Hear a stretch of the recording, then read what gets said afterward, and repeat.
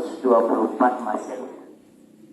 Rasulullah SAW dengan ditemani oleh sahabatnya Abu Bakar As-Siddiq radhiyallahu anhu itu melaksanakan perintah Allah hijrah dari Makkah Al-Mukarramah menuju Al-Madinah Al-Munawwarah.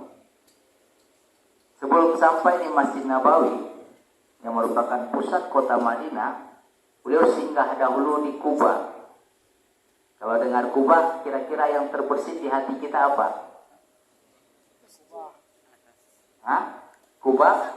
Bukan Kubah ya. Kalau di atas itu Kuba. Ini Kuba. Of, ba, alif, hamzah. Kuba'u.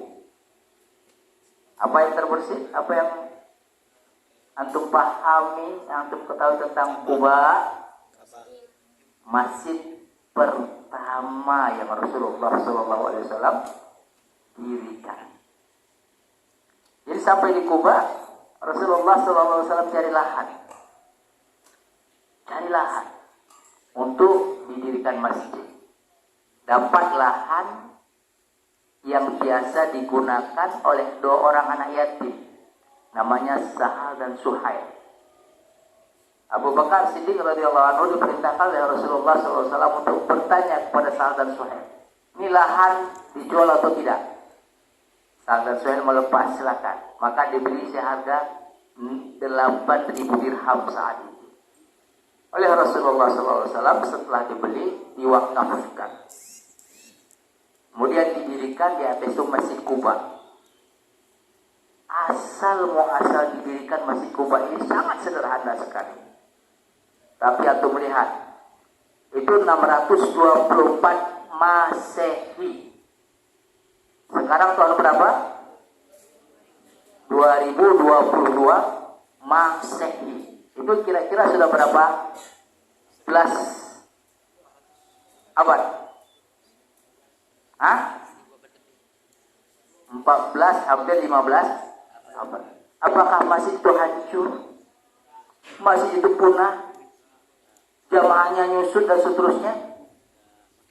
Masjid itu sampai saat ini semakin megah. Semakin megah. Karena apa? Didirikan di atas wakaf.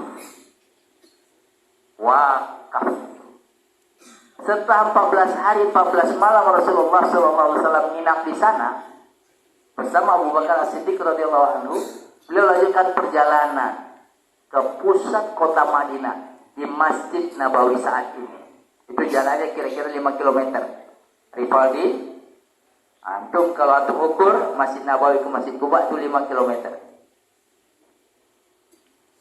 Sampai di pusat kota Madinah itu Ansor sudah menunggu. Ini lagu nasyid Tola'al Badru Alaina. Semuanya minta Rasulullah SAW untuk menginap di rumah mereka. Tapi Rasulullah SAW ketika itu mengatakan, saya akan turun di mana onta ini berhenti. Ini berhentilah onta itu di satu lahan. Rasulullah SAW bertanya, ini lahan milik siapa? Ini lahan milik suku Najjar, Bani Najjar. Kalau gitu, tolong panggil pemuka sukunya. Panggil. Sampai di hadapan Rasulullah SAW, beliau katakan, tolong tentukan harga lahan ini. Masya Allah. Pemuka suku Najjar ketika itu mengatakan, ya Rasulullah SAW, kami tidak mengharapkan harganya kecuali dari Allah Subhanahu wa Ta'ala. Artinya lahan ini kami wakafkan. Maka didirikanlah di sana Masjid Nabawi. Untuk perhatikan Masjid Nabawi saat ini, dan kita bisa perkirakan ya, Masjid Nabawi itu 20 tahun, 200 tahun sampai hari kiamat nantinya dia akan semakin marah. Karena apa? Wakaf. Artinya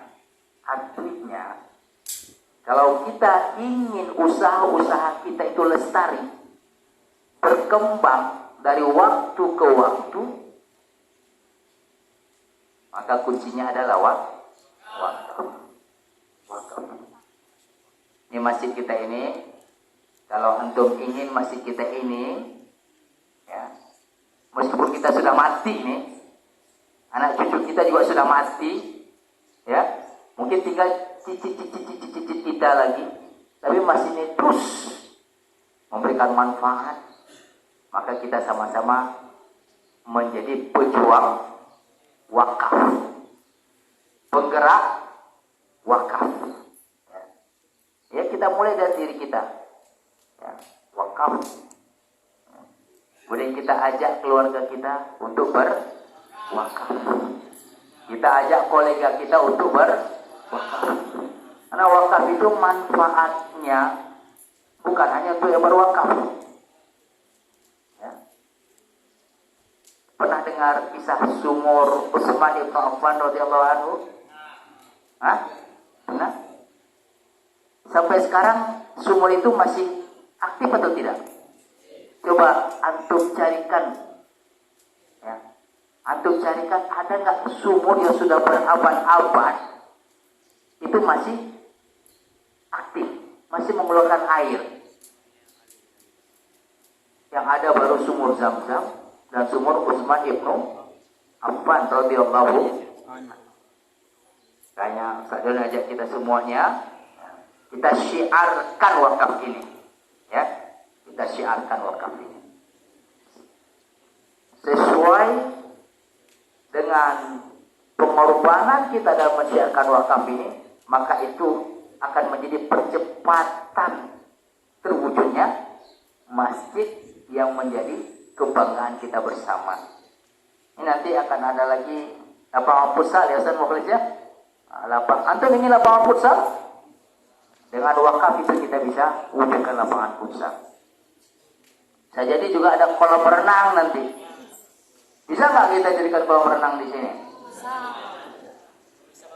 Jangan nunggu orang ngasih bantuan pada kita, tapi kekuatan kita ini yang kita gerakkan, ya. Oke? Siap syiar wakaf semuanya, ya. Allahu Akbar. Assalamualaikum warahmatullahi wabarakatuh.